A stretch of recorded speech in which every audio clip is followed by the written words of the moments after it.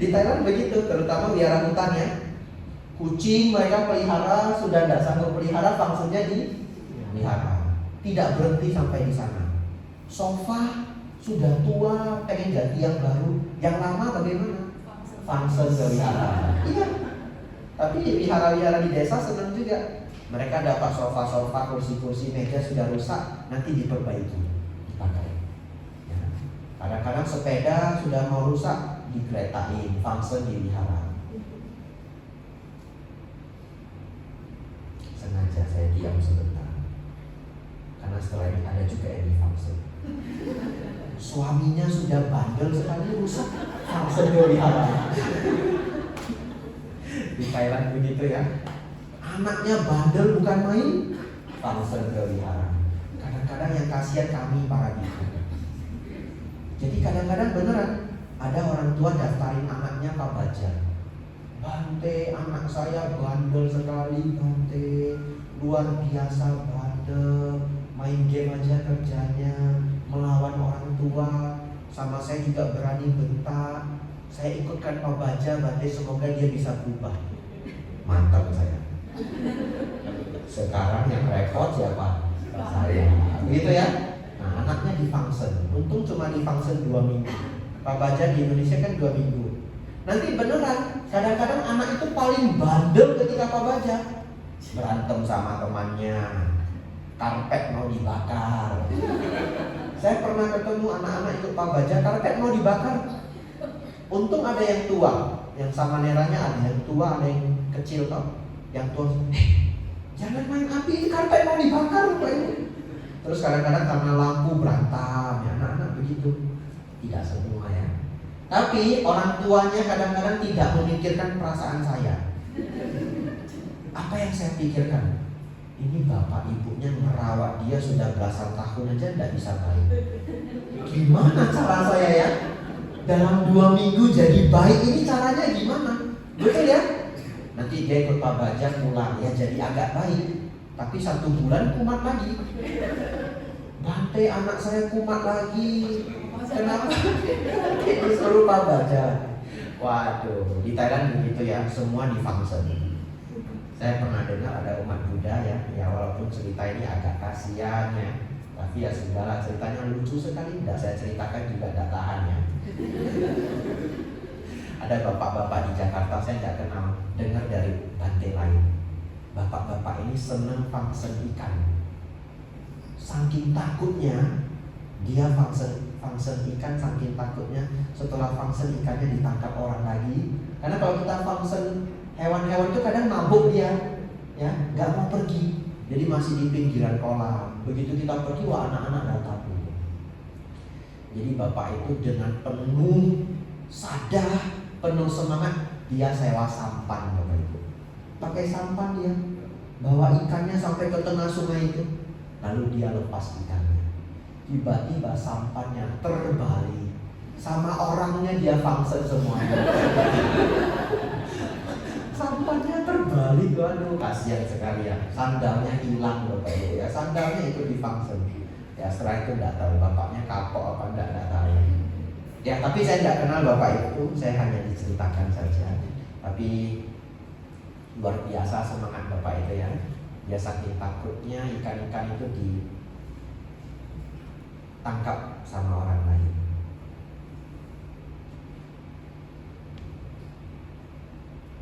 Mengenai sila, Bapak Ibu Saudara, hal penting yang pertama adalah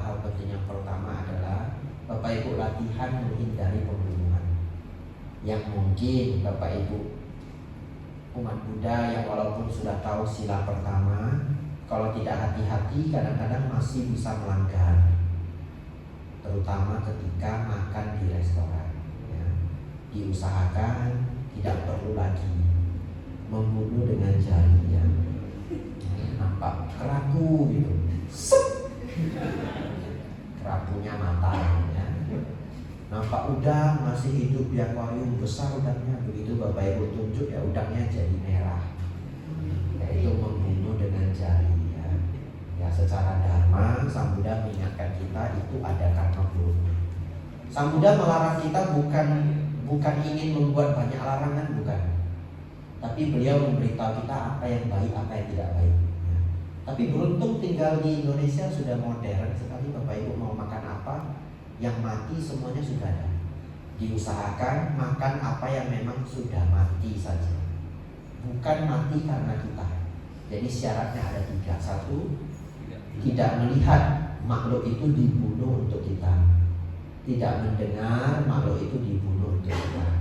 Tidak curiga makhluk itu dibunuh untuk kita. Ya, kalau punya 3 syarat ini, makanan itu tidak memberikan karma buruk.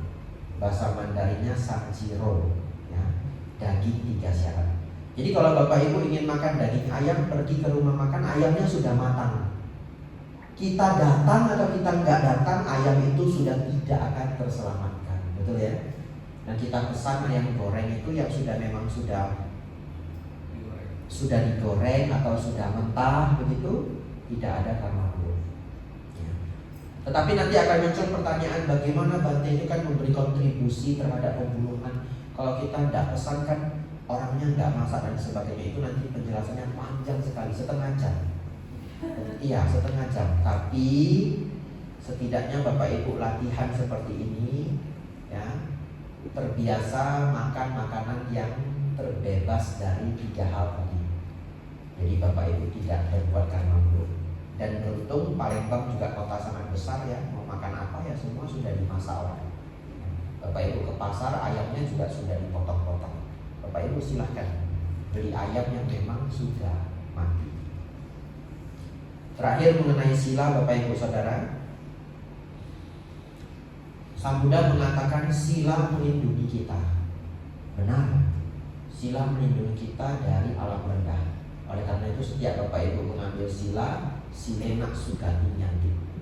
Dengan merawat sila mencapai alam surga. Artinya dengan merawat sila tidak jatuh ke alam rendah. Tapi ada satu cerita dulu saya baca di buku. Dan cerita ini mungkin fiksi, ya, mungkin fiksi, hanya buatan-buatan saja.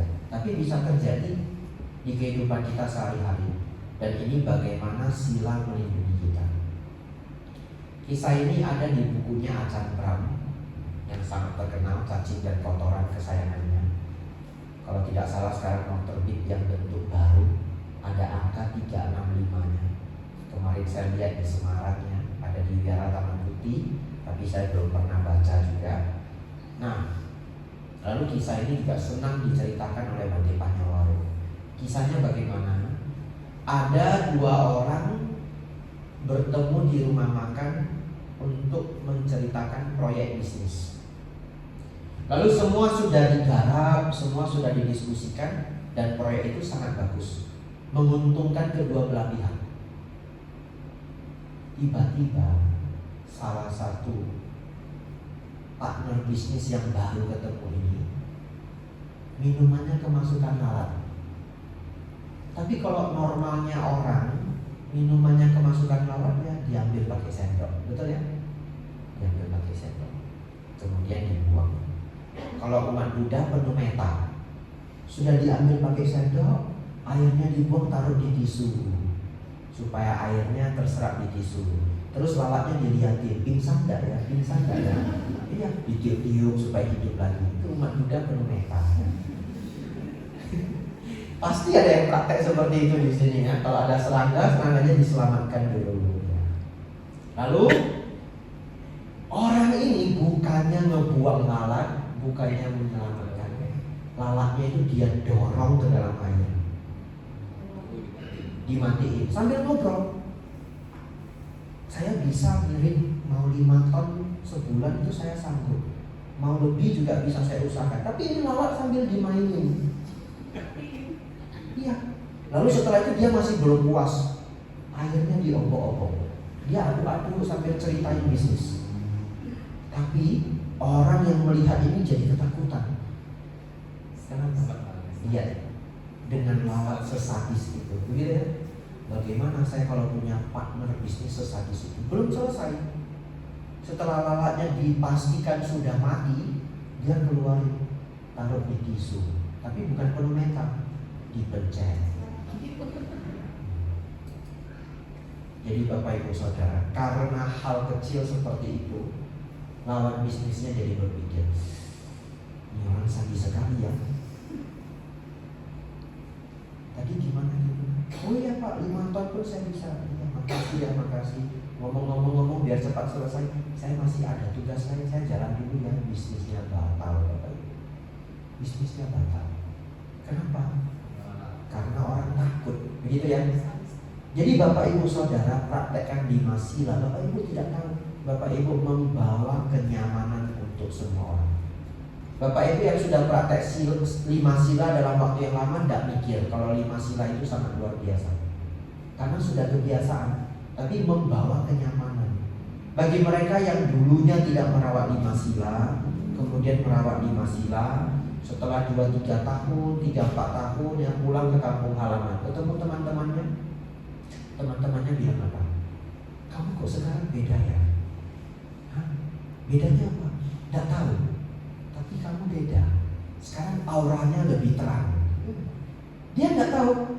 Ya. Aura apa? Tidak ada. Iya, aura kamu lebih terang. Tapi yang dia tidak tahu adalah orang yang merawat sila membawa kenyamanan untuk sekitarnya. Dan itu dia tidak bisa terjemahkan. Dia hanya bilang itu adalah aura. Salah satunya adalah tidak berkata kasar. Kalau merawat 5 sila ada musyawadah. Musyawadah itu 4 bukan 1. Ya, bukan hanya jangan bohong, juga jangan berkata kasar. Jangan mengadu domba, jangan gosip yang buruk. Kata kasar itu jujur Bapak Ibu, tidak bohong. Kamu ya, sepertinya saya pernah ngomong di sini juga kan. Kamu ya sudah hitam, pesek, malas, gak bersih. Gimana kamu bisa hidup begitu? Bingung saya. Jujur Bapak Ibu, memang orangnya ya hitam, ya pesek, ya bau, ya malas. Ya jujur tidak bohong, tapi sakit hatinya itu sampai ke sumsum tulang belakang. Lalu bagaimana lompat ke sungai?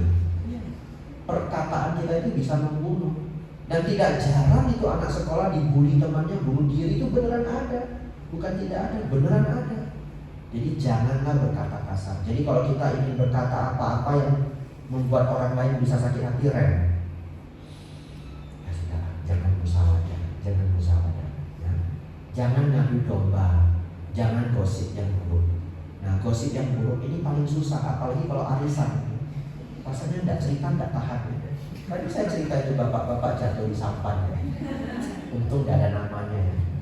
Bapak Ibu Saudara, tapi kalau kita sudah pernah dengar cerita si A, si B begini, kita belum bisa pastikan, kita sendiri masih ragu. Diam aja, diam aja. Ya, nanti kena sendiri. Kita ngomong, orangnya kedengaran, Bapak Ibu didatangi. Saya dengar kamu ngomongin saya begini ya. Kapan? Ada enggak? Saya tanya ada apa enggak, bukan kapan. Ada enggak? Kapan ya?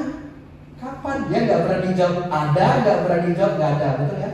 Jawabnya apa? Kapan? Kapan tidak gitu ya? Nah, jadi musyawadah itu tidak berbohong, tidak berkata kasar, tidak mengadu domba, tidak gosip yang buruk. Ya. Kalau sila yang lain Bapak Ibu sudah hafal semua. Dana, sila, samadhi, ajna. Nanti akan kita akhiri tanya jawab ya. Sudah jam 7:20. Sudah 1 jam lebih sedikit ya. Semoga Bapak Ibu masih semangat. Bapak Ibu Saudara, samadhi ini adalah latihan meditasi. Untuk lengkapnya hadir besok ya. Jam berapa Romo? Jam 6 ya. Ya, untuk lengkapnya hadir besok. Kenapa harus bermeditasi berarti? Kenapa harus bermeditasi Bapak Ibu? Hilangkan dosa, aloba, moha. Ini kuis tidak berhadiah. Bapak Ibu sadar enggak? Orang yang sangat baik sekalipun, sangat senang berdana, jasanya sangat besar. Pertanyaan saya, Kalau ada seseorang jasanya sangat besar, bangun wihara, cetak buku dharma, mengurus semua mengenai dharma, anak panti asuhan dirawat, ya. Tapi tidak meditasi. Pertanyaan saya, bisakah kemarahan dia lenyap 100%? Tidak akan pernah bisa, walaupun sudah sangat besar jasanya. Betul ya? Walaupun sudah sangat besar jasanya. Jadi berdana itu belum final, tapi itu sangat penting ya. Saya tidak mengatakan tidak penting, sangat-sangat penting. Kalau orang senang berdana juga biasanya metanya jadi tinggi, sehingga dia sendiri jadi jarang marah. Mudah-mudahan ya. Nah, jadi tanpa bermeditasi, seseorang tidak akan pernah bisa melenyapkan kemarahan secara total. Tidak akan pernah melenyapkan nafsu dan keserakahan secara total. Berkurang, tapi tidak total ya. Oleh karena itu meditasi menjadi latihan sangat penting dalam ajaran Sang Buddha. Memang latihan yang cukup advance ya. Tapi hari ini kita belajar bahwa tanpa bermeditasi, kemarahan dan nafsu itu tidak bisa lenyap. Kapan seseorang lenyapnya kemarahan, Bapak Ibu? Setidak-tidaknya mencapai tingkat ketiga kesucian, namanya anagami. Seorang anagami itu sudah tidak bisa marah, apalagi mencapai arahat. Tidak bisa marah beda dengan nahan marah. Kalau nahan marah yang di sini semua bisa, begitu ya. Tapi kalau tidak marah itu sulit. Kalau nahan marah bisa. Sudah jengkel sekali di sini, jengkel sekali. Gimana Bu? Tidak apa-apa, tidak apa-apa, sudah tidak apa-apa, nggak usah dipikirkan dalam hati. Enak aja, nggak apa-apa ya. Tapi ya menahan marah sudah sangat baik. Lebih buruk tidak bisa menahan marah, betul ya? Tapi lebih baik lagi marah memang tidak muncul. Tapi ketika kemarahan itu lenyap, itu adalah tingkat pencapaian anagami. Nah, tapi anagami masih ada ego. Ego itu lenyap ketika mencapai arahat. Bapak Ibu Saudara, meditasi adalah latihan tingkat lanjut ya, advance level. Oleh karena itu kalau Bapak Ibu, berarti saya meditasi masih sangat sulit, tidak apa-apa. Perlahan-lahan saja, step by step. Karena meditasi itu memang tingkat lanjut. Silahkan untuk lebih lengkapnya besok datang lagi. Terakhir ada lamanya. Setelah ini kita tanya jawab ya. Ada satu keunikan. Kadang-kadang ada orang yang menyusun dana sila samadipanya ini dengan cara yang berbeda. Karena sebenarnya panya juga harus hadir sejak kali pertama. Seseorang merawat sila, senang berdana juga harus dibarengi dengan kebijaksanaan. Oleh karena itu ada juga yang menyebutnya panya, dana, sila, samadhi, panya. Panyanya balik lagi. Ya, ada yang menyebutnya seperti itu. Panya, dana, sila, samadhi, panya. Tapi maksudnya adalah panya itu sebenarnya harus hadir sejak awal. Lalu ketika dilatih dan dipelajari, panya bertumbuh menjadi semakin baik, semakin banyak, semakin baik, semakin banyak. Bante, bagaimana menumbuhkan panya? Semua latihan yang saya sebutkan tadi itu menumbuhkan panya. Tapi yang paling menumbuhkan panya di tahap awal adalah mendengarkan dhamma. Jadi apa yang Bapak Ibu lakukan malam ini adalah praktek menumbuhkan panya. Saya tutup pelajaran malam hari ini dengan cerita nyata yang dulu saya alami. Dan di sana saya jadi sadar seberapa berharganya panya. Ada seorang ibu-ibu di desa, saya ketemu langsung Bapak Ibu. Begitu saya ketemu, ibu ini datang ke saya, lalu dia bilang begini, dengan wajah yang sangat gelisah. Saya tidak kenal ibu ini, wajahnya gelisah sekali.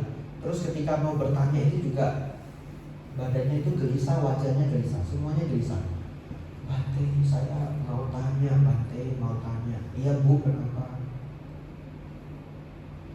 saya 7 tahun yang lalu membunuh ayah saya. 7 tahun yang lalu saya membunuh ayah saya. Bagaimana Bante? Bagaimana? Lalu saya tanya ibu ini, gimana ibu ceritanya sampai bisa membunuh ayahnya itu bagaimana? Ternyata ibu ini cerita, ayahnya itu sakit. Pertama kali sakit, dia bawa ke puskesmas di kecamatan yang agak besar. Tapi dari desa itu mau ke kecamatan yang agak besar itu repot. Orang desa itu kadang-kadang tidak punya mobil, harus sewa punya tetangga. Saya juga baru tahu kalau di kampung punya mobil itu bisa dapat pemasukan tambahan. Iya, kadang-kadang tetangga minta antar ke kota, nanti dibayar.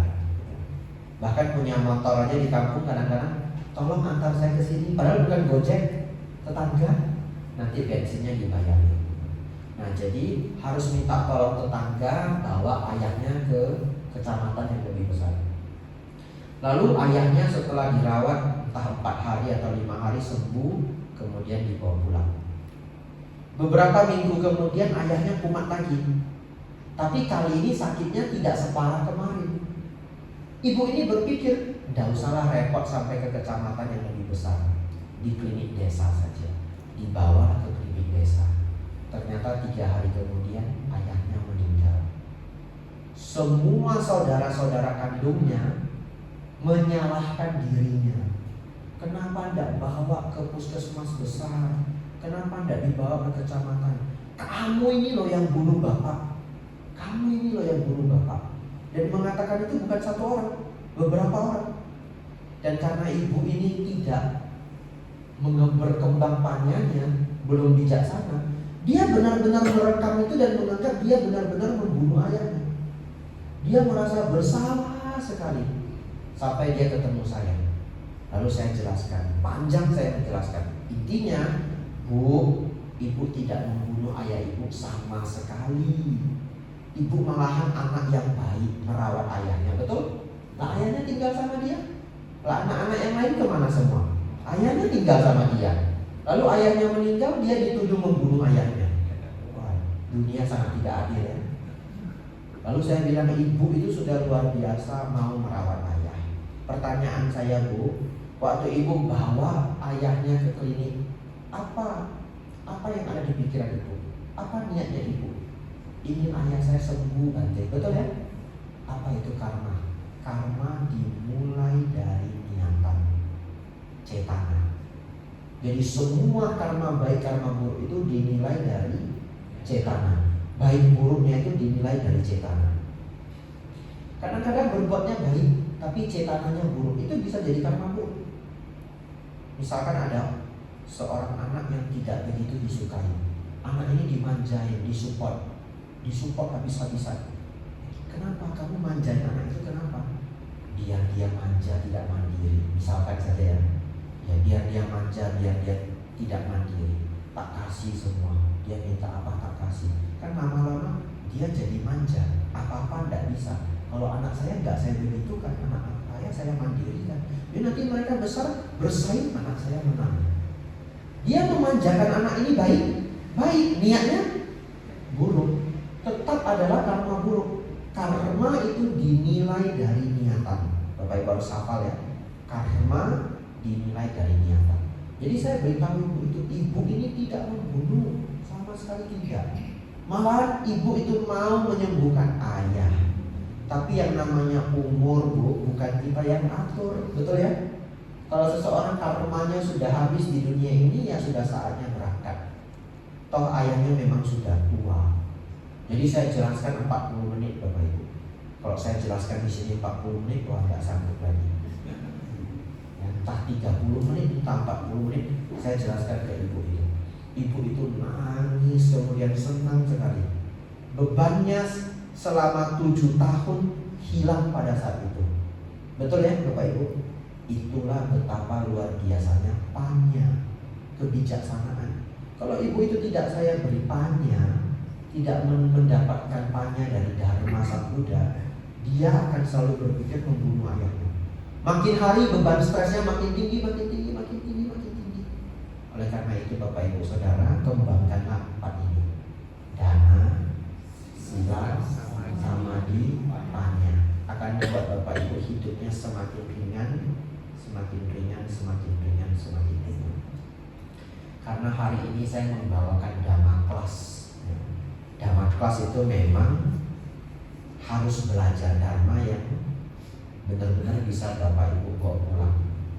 Ya, tapi hari ini saya bahagia sekali Bapak Ibu mengikuti dengan sangat serius, walaupun teorinya cukup banyak ya.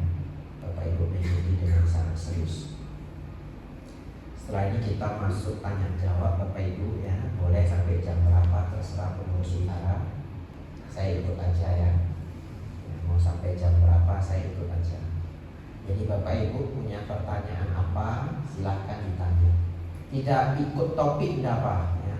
You can ask me whatever you want. Silahkan kalau ada pertanyaan. Silahkan.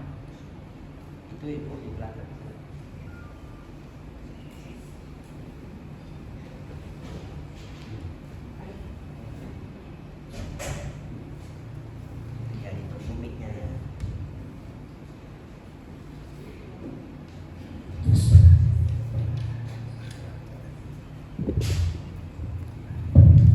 Selamat malam, nama budaya nanti. Nama budaya. Perkenalkan nama saya Fiona. Izin bertanya sama tadi. Sebenarnya agak banyak sih pertanyaannya. Mungkin pertanyaan pertama dulu. Kalau misalnya pada usaha rumah makan, jasa pest control untuk pengendalian hama kan terbilang penting, diperlukan dan tidak terhindar. Nah, sebaiknya bagaimana? Karena itu pelanggaran sila pertama. Mungkin itu dulu. Ya. Dulu saya banyak belajar Dhamma dari Bante Dhamma Matera. Beliau seorang biku dari Malaysia, sudah meninggal mungkin sekitar 4 tahun yang lalu. Beliau selalu memberi jawaban seperti ini.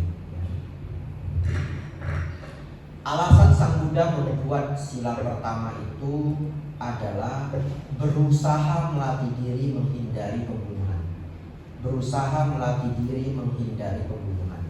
Sila pertama itu bulirnya bukan dilarang membunuh, tapi berusaha melatih diri menghindari pembunuhan. Alasannya kenapa? Alasannya karena sehidup sebagai manusia kita tidak bisa menghindari pembunuhan 100%. Contoh, dapat tanah ya. Kita dapat tanah 1/2 hektar, ingin dibangun wihara. Sebegitu pembangunan itu di ACC, apalagi misalkan yang ACC biku juga ikut di dalamnya. Pertanyaan saya, ketika tanah itu mau dibangun gedung, ada nggak makhluk yang mati? Ada, dan sangat banyak jumlahnya. Karena setiap 1 meter tanah itu, kalau Bapak Ibu kumpulkan tanahnya, hitung sedikit-sedikit makhluk-makhluk kecil itu, waduh jumlahnya mungkin puluhan ribu. Yang kecil-kecil nggak nampak, apalagi kalau tanahnya sangat subur, betul ya? Kadang-kadang kita angkat begitu saja, kalau yang besar nampak cacing, tapi kalau yang kecil-kecil itu ya, isopod itu yang kecil-kecil itu. Kalau di Tibet, tidak tahu sekarang masih dipraktekkan atau tidak tahu. Kalau orang Tibet membangun rumah sambil mencangkul, sambil baca doa untuk misahin tanah dengan cacing. Jadi kalau kita bangun wihara 1/2 hektar sambil ngumpulin cacing, selesainya 7 tahun yang akan datang. Jadi akhirnya kita ACC saja. Ya, dibangun wiharanya, ada umat-umat semua pada bahagia, tapi tidak ada yang ingat ya, bahwa ketika pembangunan itu dilakukan banyak sekali makhluk yang terbunuh. Tapi itu sudah di luar kendali kita ya. Bapak Ibu pakai listrik ini, pemerintah bangun pembangkit listrik tenaga air, dan ternyata pembangkit listrik tenaga air itu setiap waktu itu ikan-ikan yang terseret masuk ke mesin itu mati semua. Jadi supaya Bapak Ibu tidak membunuh, dilarang pakai listrik. Iya, itu dilarang pakai listrik. Terus kadang-kadang kita bawa mobil, bawa motor, bawa kendaraannya. Kalau kita menuju ke tempat yang lebih kampung, lebih desa, serangga banyak sekali. Bapak Ibu bawa mobil itu pasti nabrak serangga, pasti. Dulu waktu saya kecil, papa saya pernah terperangkap dengan temannya bawa mobil, tapi semuanya kodok. Ya, musim kodok. Nah, lalu papa saya bawa mobil. Teman papa saya itu orang Klenteng dan dia merawat silang. Dia bahkan vegetarian. Jadi selagi bapak saya, papa saya bawa mobil itu pasti ada kodok yang tertabrak. Tidak bisa tinggal jalan, kodok semua. Lalu temannya papa saya sepanjang jalan itu stres. Aduh itu kodoknya, aduh kasihan itu hati-hati itu kodok itu, jangan. Lalu papa saya sudah gak sabar. 1 kali, 2 kali, 3 kali, akhirnya papa saya berhenti. Kamu aja yang bawa. Ini kamu aja yang bawa. Lalu dia jadi sadar ya. Kalau dia yang bawa, dia yang membunuh, betul ya? Diam ya. Kamu aja yang bawa. Ya. Tetapi itu menjadi kebijaksanaan Sang Buddha yang sangat luar biasa. Beliau mengetahui bahwa hidup sebagai manusia tidak bisa menghindari pembunuhan 100%. Bahkan kalau kita semua tidak makan daging, maka pertanian akan mungkin 5 kali lipat lebih besar dari pertanian di saat ini. Tapi pertanyaan saya, di balik sepiring nasi yang kita makan, berapa banyak serangga yang dibunuh? Itu pestisida disemprot kan? Serangga mati semua, betul ya? Oleh karena itu, ya silahkan sebijaksana mungkin. Kadang-kadang ada pertanyaan yang dilema. Ada satu keluarga, anak-anak masih kecil, yang masih balita, 2 orang, 3 orang. Rumahnya dari kayu semua. Tiba-tiba rumahnya rayapan. Nah, gimana coba? Kalau tidak disemprot obat, lama-lama rumahnya ambruk. Lah anak-anak masih kecil, nanti siapa yang mau beliin rumah lagi, betul ya? Nah, tapi kalau disemprot, pembunuhan. Bagaimana?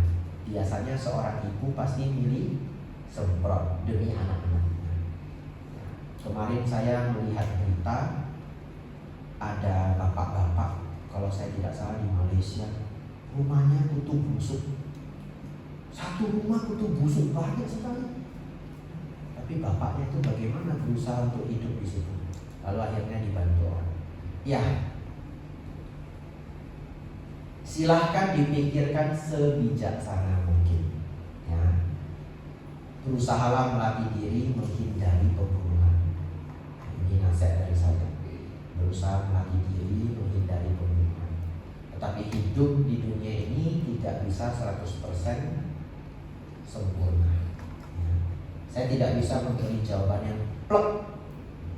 Silakan pikirkan sendiri. Begitu ya. Ya, silakan pertanyaan kedua. Ya. Boleh nanti balik lagi. Ya, silakan. Namo Buddhaya Bante. Namo Buddhaya. Pertanyaannya ada 3. Ya. Jadi yang Boleh. pertama, bagaimana kita caranya mengatasi kekecewaan? Kadang kita mungkin gagal mencapai sesuatu, walaupun nalar kita, logika kita sudah ngerti ya kenapa, tapi untuk melepaskannya itu agak susah gitu. Itu yang pertama. Yang kedua, pernah ada wanita yang mengatakan, misalnya kalau kita ingin sehat, kita berdana obat atau berdana kepada orang sakit. Kalau ingin cantik, kita berdana bunga. Apa benar seperti itu gitu sistemnya? Apa harus dana ini untuk sehat atau sebenarnya itu umum? Terus yang ketiga, di luar negeri kan ada case di mana seseorang ini udah sakit parah, jadi dia minta agar untuk dieuthanasia gitu. Nah, kalau dalam agama Buddha itu pandangannya bagaimana? Boleh atau tidak? Ya, 3 pertanyaan ya. Terima kasih banyak. 3 pertanyaan boleh. Kan tadi saya nantang, ask me whatever you want. Di situ belum habis juga ya. Saudari Fiona ya. Saya, ini pertanyaan ibu. Ini namanya siapa Bu? Ibu Lia. Ya, Saya minum dulu ya.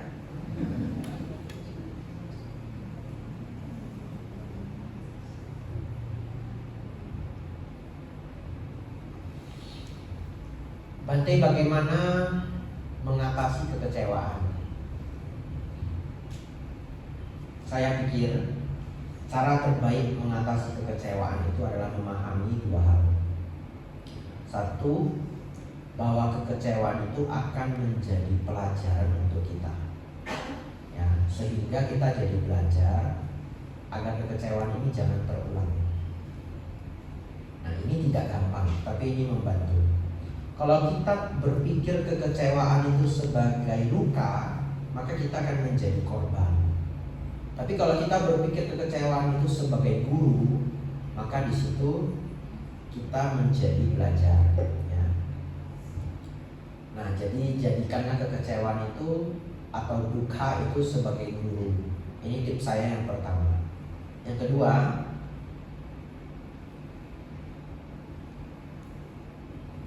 ini juga tidak gampang ya.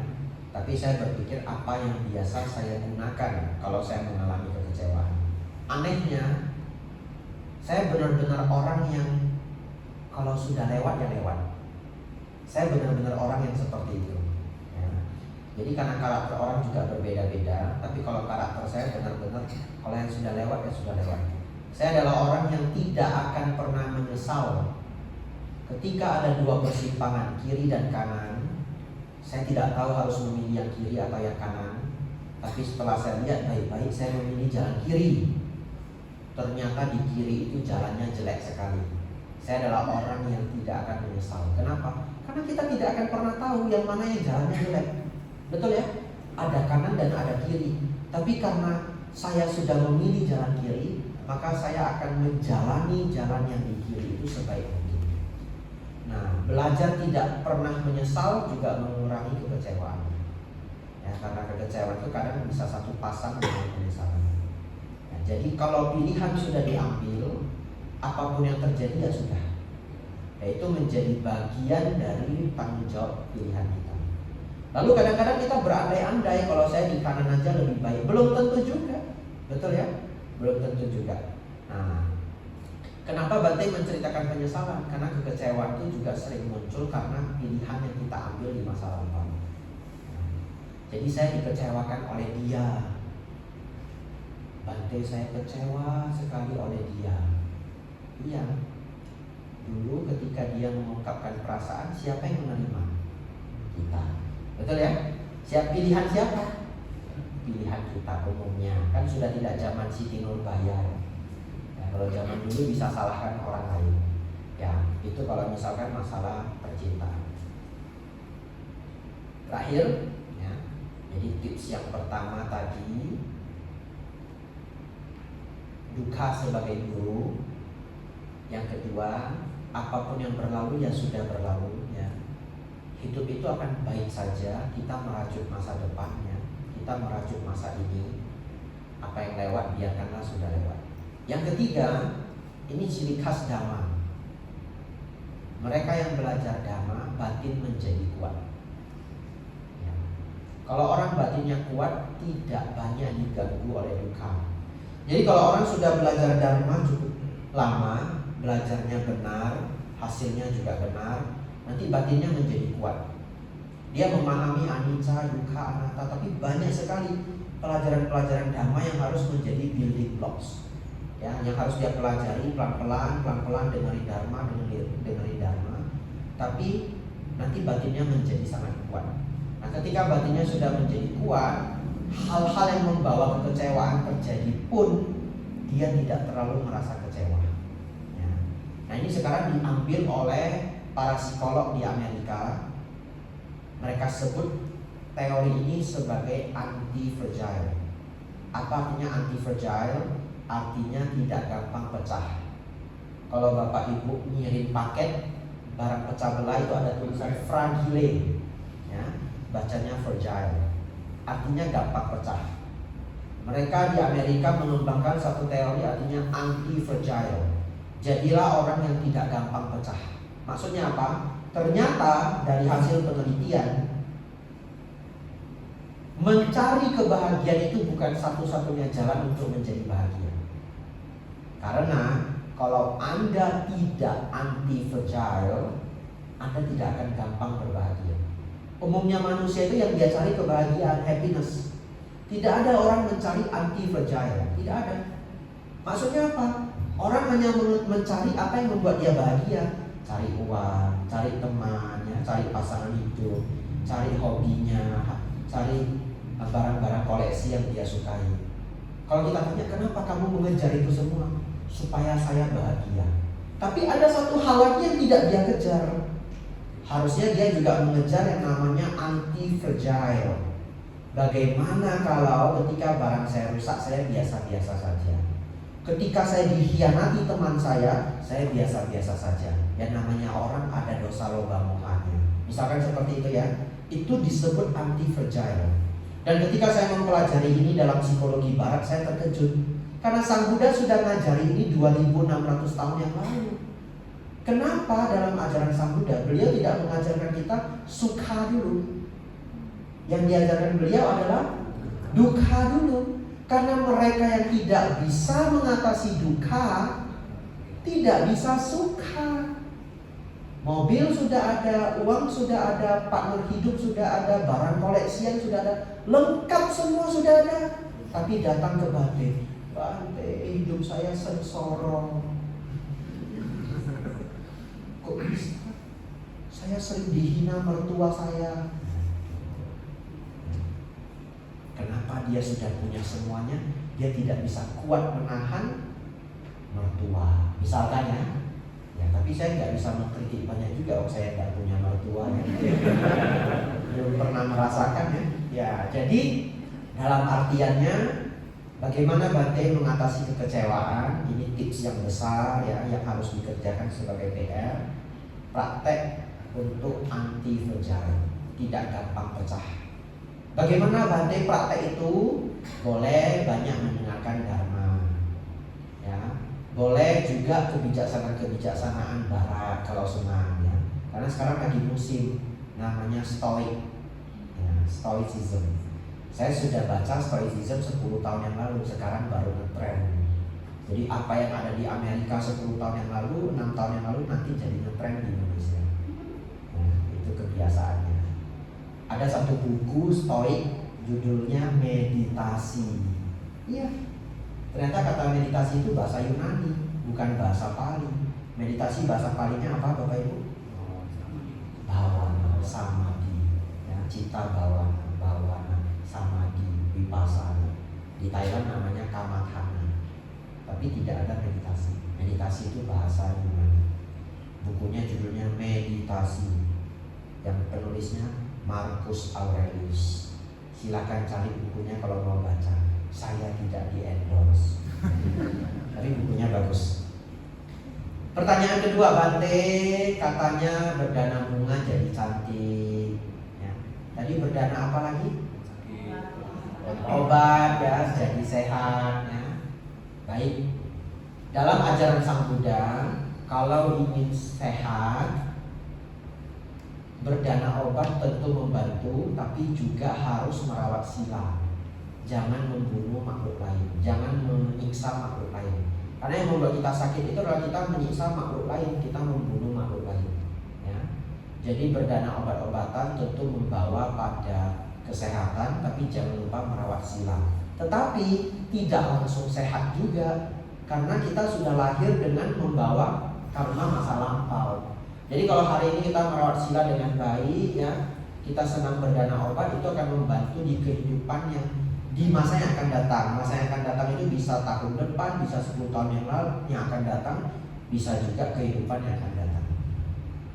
Dan Sang Buddha mengatakan kalau seseorang ingin terlahir